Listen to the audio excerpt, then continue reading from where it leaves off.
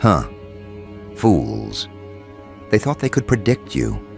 That's the arrogance of agencies who believe numbers can decode spirit, who think algorithms can bottle thunder. So they ran your face through their databases. They cross-referenced bone density with biometric grids, mapped symmetry with emotional response charts, traced every angle of your jaw, every flicker in your eyes, every micro-expression that most people don't even realize they're leaking. They compared it to leaders, to outliers, to historical figures they've studied in secret archives. And then the reports came back, not just to one office, but to an entire chain of command. The analysts went pale. The agents who were trained never to reveal emotion dropped their pens, exchanged nervous glances, whispered the unthinkable. Because what they found in you wasn't a resemblance. It wasn't a mere probability. It was a confirmation. You carry markers in your features that belong to those who altered entire eras. And the room shifted. Because when the CIA realizes they're not looking at another citizen, but at a human blueprint they can't classify, panic begins to creep into corridors that usually walk unshaken. Understand what this means. They aren't shocked because of vanity. They aren't in awe because of beauty. No, what unsettles them is how your very structure, the geometry of your existence, carries the same signatures as revolutionaries, as architects of turning points, as catalysts that history books are still struggling to contain.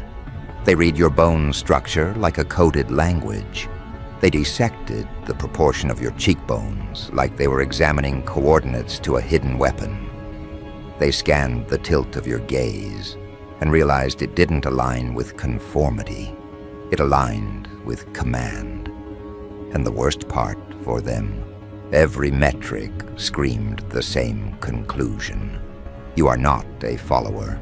You are a trigger, a force disguised as a face, walking among the unassuming, carrying a charge that no algorithm was designed to neutralize.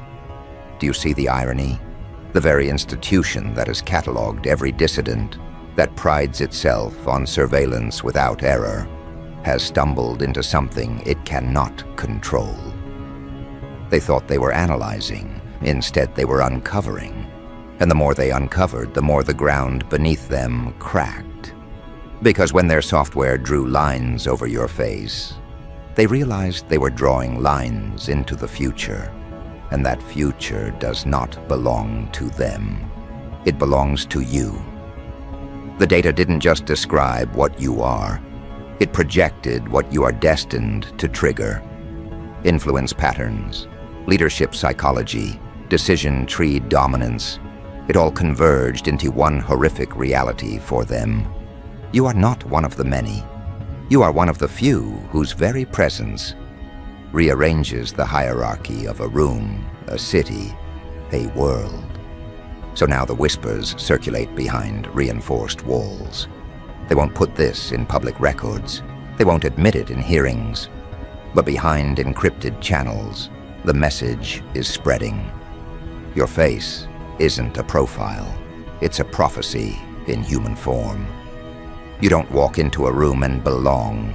You walk in, and the room reconfigures around you. The patterns they've relied on for decades don't hold. The intimidation techniques, the persuasion models, the crowd manipulation formulas, they fracture when applied to you. Because you aren't wired like the masses, you're wired like an origin point. That's what their analysis confirmed. And now they're terrified that others will notice it too. Think of the chaos this causes for them. Their whole empire depends on prediction. If they can predict, they can control. If they can control, they can neutralize. But you showed up as an outlier they couldn't bend into compliance. Their software flagged you as incalculable. Their reports flagged you as non-conforming. Their conclusions circled the same phrase again and again: uncontainable potential. And the higher-ups hate those words more than any weapon, more than any headline, more than any scandal. Because weapons can be disarmed, scandals can be spun, but potential, pure, ungoverned potential, is the one element they cannot confiscate. And in you, they've found it burning like a fuse they can't cut. You want to know why the world is shook? It's because the rumor leaked. Somewhere, an analyst whispered too loudly. Somewhere, a report crossed the wrong desk. Now the word has escaped the vault. People don't know the details, but they feel the vibration. They sense that something is different in the air, that someone has walked into their timeline carrying a face that reads like a declaration of upheaval. And the world reacts the only way it can, through awe, through fear, through obsession. Your image isn't just your image anymore. It's become a cipher. People glance at you and feel a jolt they can't articulate. Some are drawn, some are disturbed, but none can ignore it. That's the truth the CIA stumbled upon. You can't be ignored because your very design refuses to let people look away. Now let's peel it back further.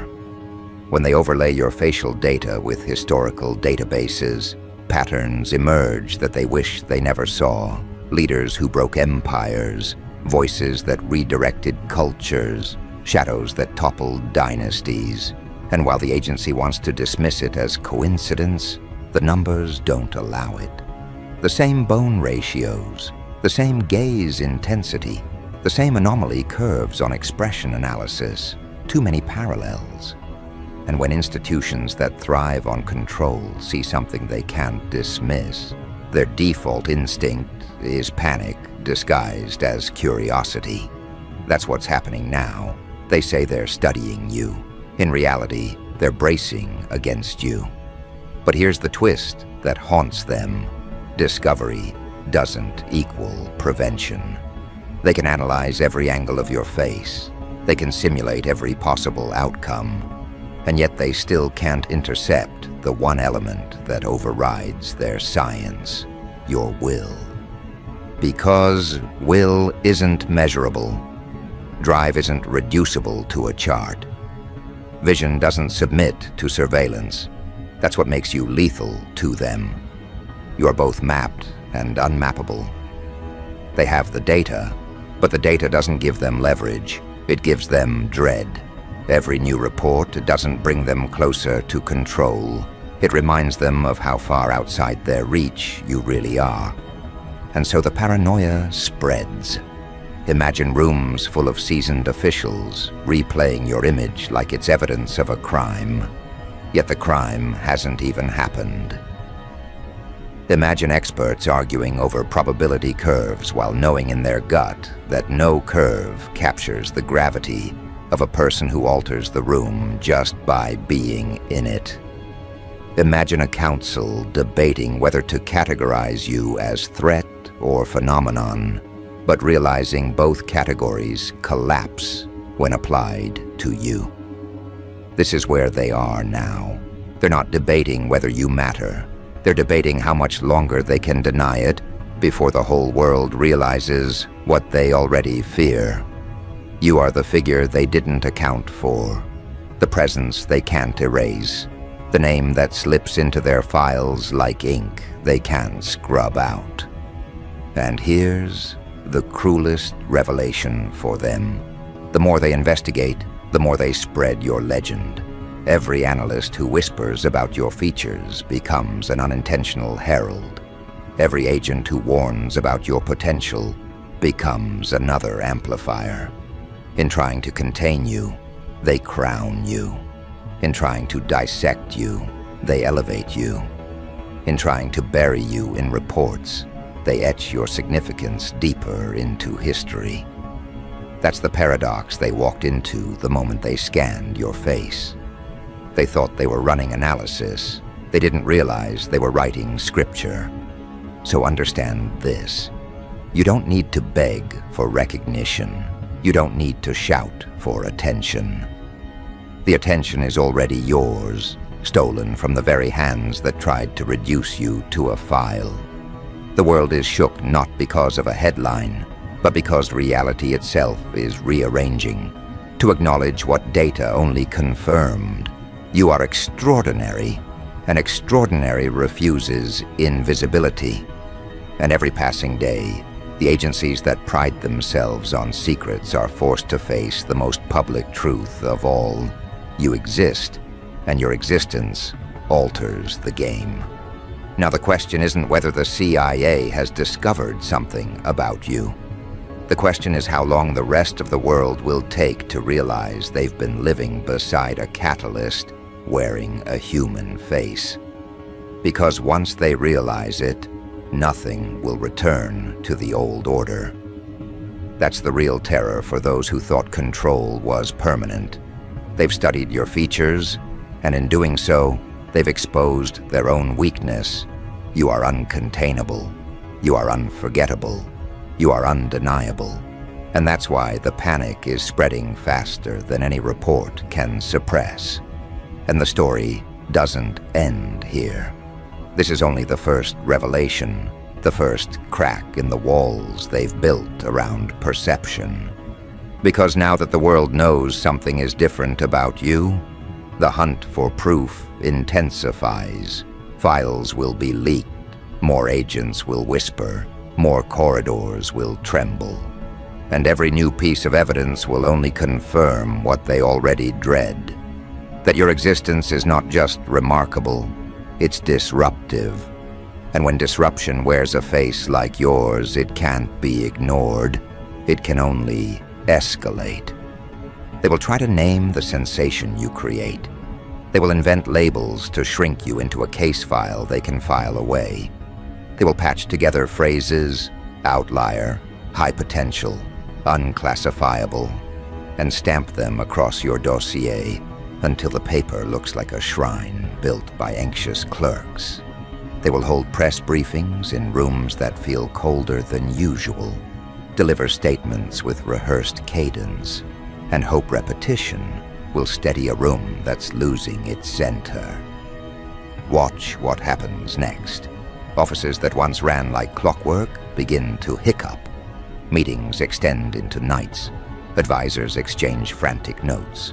Analysts who prided themselves on certainty begin to hedge, to couch their reports in conditional language, to add footnotes to footnotes. Behind glass, men and women in tailored suits trace the contours of your photographs with gloved fingers and pretend not to feel the electricity that jumps at the edges of your portrait. Their confidence is eroding because the thing they used to rely on, predictability, no longer holds.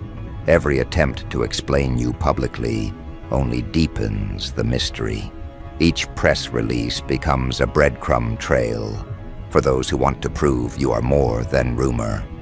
Every denial plants a seed of curiosity. The more they insist you are merely the product of statistical outliers, the more the public leans closer, hungry for contradiction. Curiosity is contagious. Rumor turns into investigation. Investigation turns into story. And stories are the currency of power when institutions lose their hold on truth. Then the private sector enters the circle. Corporations with shadow labs, consultants who once sold certainty to billionaires. They all recalibrate their models to include you as a variable. Fortune favors those who can monetize the unknown. Suddenly, facial recognition startups, boutique psychographic firms, even fashion houses start to speak in the same hush-hush tones as spooks. Your image is sampled, analyzed, turned into predictive algorithms that promise to reproduce the effect you produce naturally. Meanwhile, the streets whisper with different voices. People who never knew your name start describing the particular way your jaw catches light, the exact cadence of your smile, the way your eyes hold someone's attention for a fraction longer than polite conversation allows. Unexpected allies appear.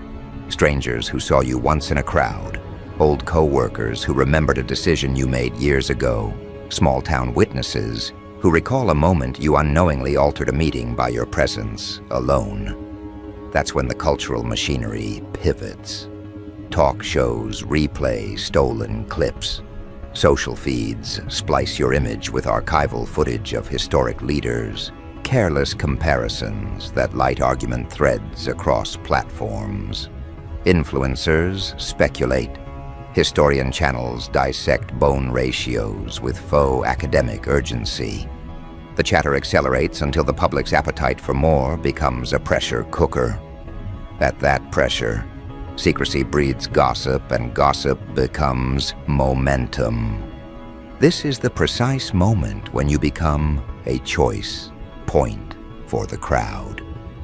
People begin to pick sides. Some will recoil, frightened by the idea that someone among them alters social dynamics without permission. Others will rally, intoxicated by the possibility that a single human could shift a room, a city, a policy.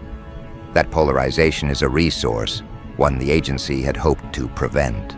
Their models predicted quiet containment, not mass fascination. In their panic, the agency's playbook shifts. Where once they might have used quiet surveillance, now some voices push for invasive measures, targeted profiles, discreet approaches to people close to you, attempts to tamper with platforms that host rumors.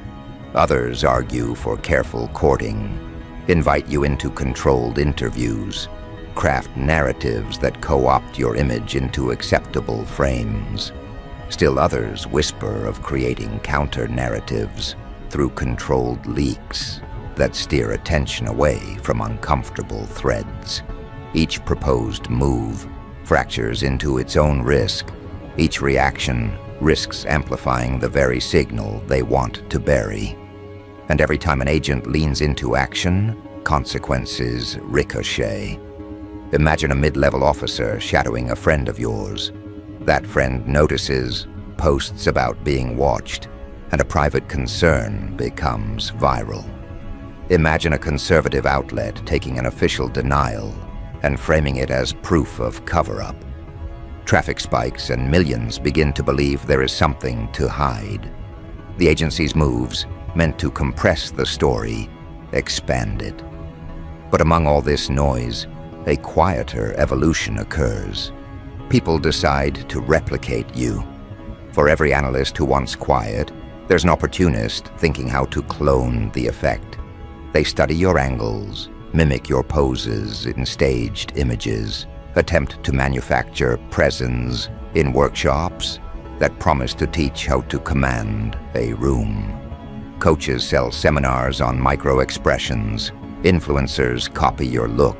Boutique firms create presence-enhancing products. Imitation proliferates. Across borders, the tremor echoes. Foreign agencies cross-check their own archives, wondering if this face is a single phenomenon or part of a pattern they missed. Think tanks write speculative briefs. Parliamentary aides whisper at closed-door sessions. Even nations that rarely admit surprise send quiet requests for more information. Diplomatic cables, once banal and bureaucratic, now carry unusual urgency. And when states lean in, private donors lean in too. Foundations that fund social research begin to underwrite probes and commission retrospective studies. Suddenly, what started as a domestic curiosity becomes an international inquiry. Public intellectuals and artists add fuel. A novelist turns an offhand anecdote into a viral excerpt.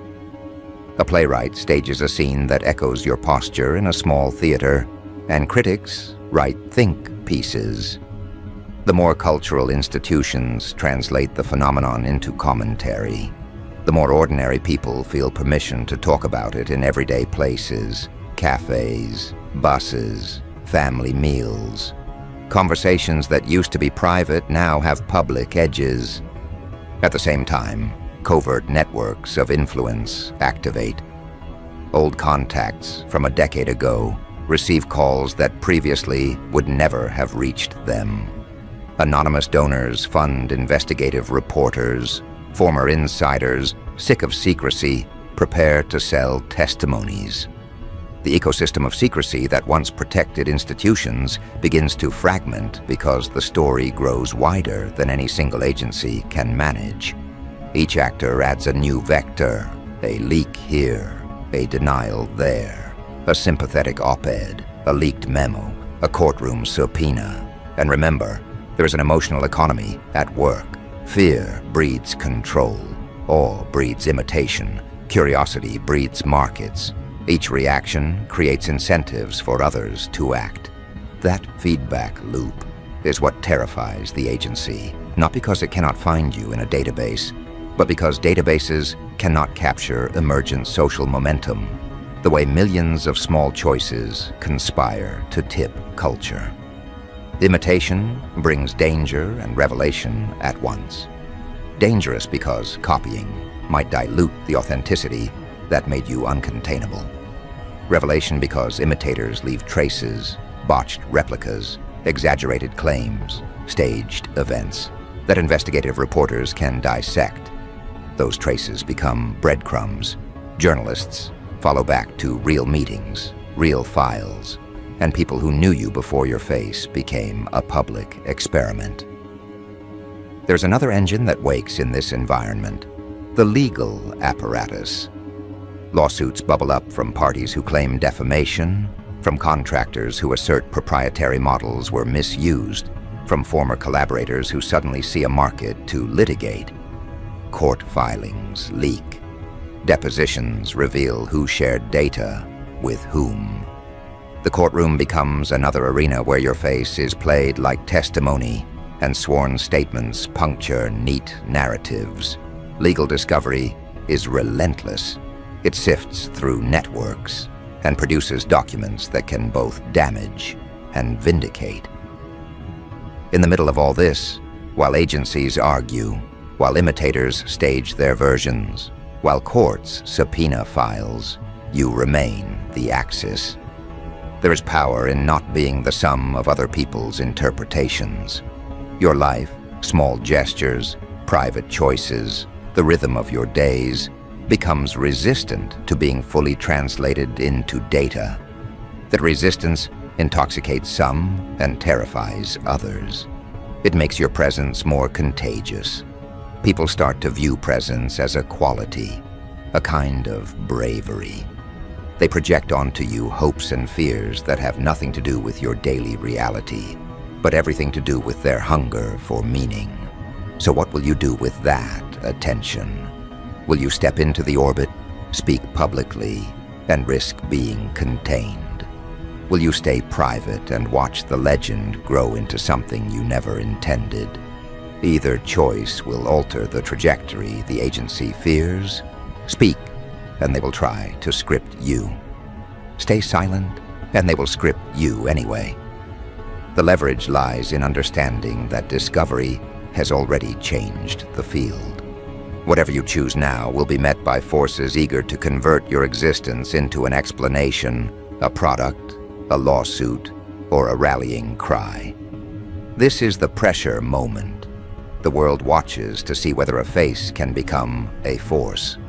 The agency analyzed you and found something that shook its foundations. The reaction has become a test. If curiosity grows into organized support, the old maps of influence redraw. If fear hardens into opposition, containment strategies will escalate with legal, technological, and cultural tools converging to mute you. That binary hangs in the air like a decision the public must make. But remember, discovery was only their beginning. They found the clue in your features, and that clue set off a cascade. Now every actor, state, private, media, legal, must choose how to respond. The intelligence that once believed it could catalog humanity is learning that catalogs can ignite movements. You are not simply a subject of analysis, You are the axis on which the next chapter pivots. The world will not be idle while that pivot turns. This is the moment that separates rumor from legend. The agencies can leak, litigate, or lobby, but none of those moves erase the simple fact. People have begun to believe you matter. Belief fuels gatherings in basements and posts on midnight feeds. It spawns hashtags and homemade badges and late-night conversations that stitch strangers into allegiance. Ordinary gestures, a quick, unscripted smile in a crowded station, the way someone defers to your glance begin to mean more. Influence, once assumed to be the privilege of titles and credentials, now traces a contour that follows you. Because influence is no longer a credential, it's practiced attention. People build a grammar for it, phrases to describe the precise moves you make that change the tone of a room. It is not trickery, it is calibrated presence. As more people copy that presence, conversations shift. Policy priorities bend, business deals are renegotiated, meeting dynamics that once rewarded pedigree now reward clarity and attention. The change is incremental, invisible, day to day, but cumulative in consequence. The agency watches with a mix of respect and alarm. Their models map sentiment and trace likely supporters, but they cannot foresee the small human choices that cause cascades. A colleague choosing to speak up at risk, a voter shifting allegiance because someone like you took a stand, a reporter risking a source to verify a claim. Those micro-decisions ripple outward in ways no chart contains. Your face becomes a catalyst they can neither suppress nor fully quantify. Institutions face a fork. Domesticate the movement with controlled spokespeople and study as, or let it remain organic and therefore unpredictable. Many will attempt the first. Foundations will host panels. Think tanks will commission reports that translate presence into donor-friendly metrics. Corporations will propose partnerships that package presence into marketing. That synchronization between genuine influence and manufactured narrative creates both opportunity and risk. Darker operators take notice too. Political strategists design campaigns to harness or discredit the phenomenon. Cyber units test amplification tactics. Disinformation shops draft narratives to attach scandal and make replication costly. When influence has currency, it becomes contested. Each attempt to discredit is itself a signal of power. The more they push to bury something, the more people lean in to see why. As dossiers multiply and aides whisper in stairwells, a new class of intermediaries emerges. Reputation caretakers. These aren't old PR shops. They are strategic councils that advise how to navigate being the axis. They map safe visibility, propose alliances, and draft legal protections. Some are sincere. Others build careers advising volatile figures into constructive influence. Some see a chance to monetize presence under the guise of stewardship. Not every move will be honorable. Some will try to monetize your image without consent. Some will stage spectacles to test appetite. Some whisper that containment requires neutralization, plant a distraction, provoke a feud, shift attention toward personality skirmishes and momentum splinters. Those tactics are blunt instruments meant to exhaust attention and tire supporters into withdrawal. Yet every countermeasure also exposes processes ripe for reform. Leaks and court filings teach citizens how decisions are made and where accountability must land. Clarity emerges in unexpected places. People governed by invisible rules begin to see openings. Activists repurpose your narrative to amplify overlooked causes. Community organizers adopt postures inspired by your actions. Less fandom, more method. Workshops on attentive leadership sell out. Universities host panels. Grants fund research into presence and persuasion. Cultural institutions translate curiosity into public projects that sustain momentum beyond headlines. Your role in that transformation is not spectacle, it's steady choices. Each time you refuse co-option, you inject credibility into those who follow. When you decline offers that would hollow your message, you set standards. When you intervene in public disputes with measured clarity, you model how to act under pressure.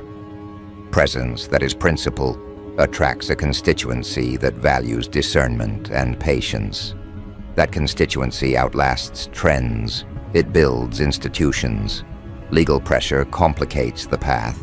Lawsuits generate documents that leak into the public record. NDAs protect certain truths and obscure others. Courtroom mechanics are slow and draining and can fatigue supporters, but legal discovery also produces openings, sworn statements, depositions, released files that journalists parse to reconstruct timelines. Those documents can vindicate or complicate narratives, and the process forces institutions into daylight. International reactions widen the stakes. Allies ask questions. Adversaries exploit narratives. Foreign media refract the phenomenon through different filters, sometimes flattering, sometimes distorted. Diplomatic channels carry unusual urgency. What began as a domestic curiosity becomes a matter on foreign policy agendas.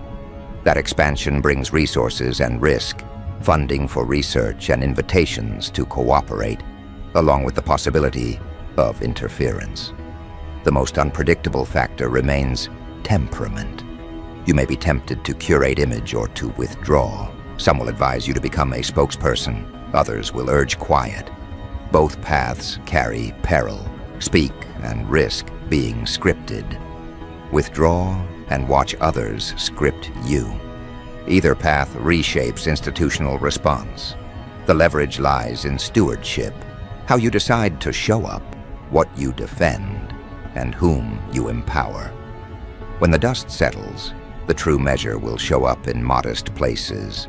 Councils that choose inclusion, high schools teaching presence as leadership, companies reorganizing meetings to value attention over title. Real change happens through repeated small decisions that reallocate respect and attention. Headlines pass, procedures remain. Those modest shifts, multiplied, rewire the social architecture. Remember, agencies can analyze features. They cannot buy habits. A face can be scanned, proportions recorded, patterns shared. But habits form in repetition. How you show up when no one watches, how you answer petty provocation, how you tend allies. Those practices resist packaging. They are the warranty against co-option. They mark the difference between a meme and a method. Beyond headlines, there will be moments that reveal character. A tense hearing where a colleague risks defense. A leaked memo showing an analyst argued against overreaction. Volunteers showing up for causes you subtly endorse. Those scenes carry consequence. Laws change. Budgets reallocate. Institutions answer citizens. Expect pushback, fake controversies, anonymous reports, endless filings meant to exhaust attention. But each move also exposes process and creates pressure for transparency and reform. Purpose shapes legacy. If your presence becomes a platform, choose what it platforms carefully. Support institutions that build capacity rather than celebrity. Invest in education, local leadership, practices that teach others to carry presence without imitation. Train people to listen, to speak concisely, to take measured risks. Those investments create networks that survive legal maneuvers and media cycles. They are the architecture of lasting change. This is where you come in, not as spectacle, but as steward. The discovery by analysts was only the beginning. What follows is a responsibility to turn curiosity into systems that serve. The world will remember decisions that reroute resources, change institutions, and expand opportunity. Choose with care, act with intention, make influence durable. This moment belongs to those who refuse easy answers and prefer hard work. If you take this seriously, your choices will echo, not as ephemeral fame, but as frameworks others inherit. Be deliberate. Turn watchful gaze of the world into change.